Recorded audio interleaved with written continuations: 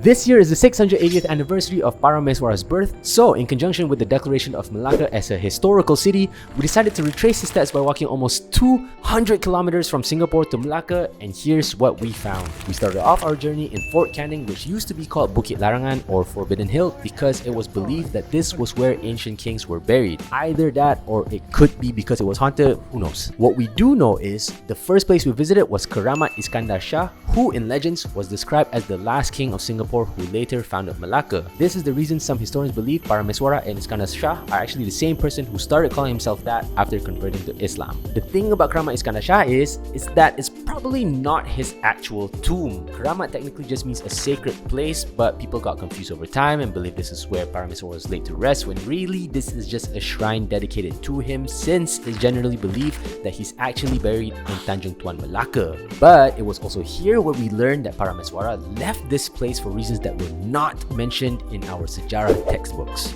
You might have heard the version of the story where Parameswara fled because he was being hunted by the Siamese Empire for killing Temagi, who was the previous ruler of Temasek. But that version was from the Suma Oriental, which was written by a Portuguese dude. According to the Malay Annals or Sululatus Salatin, which was recompiled by the Dewan Bahasa dan Pustaka, the story is much more dramatic. In this version, Parameswara was not a victim of his circumstance, but was actually the culprit. According to it, Parameswara fled Temasek because he stripped one of his concubines naked in the streets after she was wrongly accused of adultery. To make things worse, the concubine was his own Bendahara's daughter. Because of this, the Bendahara Sang Rajunatapa teamed up with the Majapahit behind Parameswara's back to take him down. The plan took time though, because the fortress at Temasek was rock solid.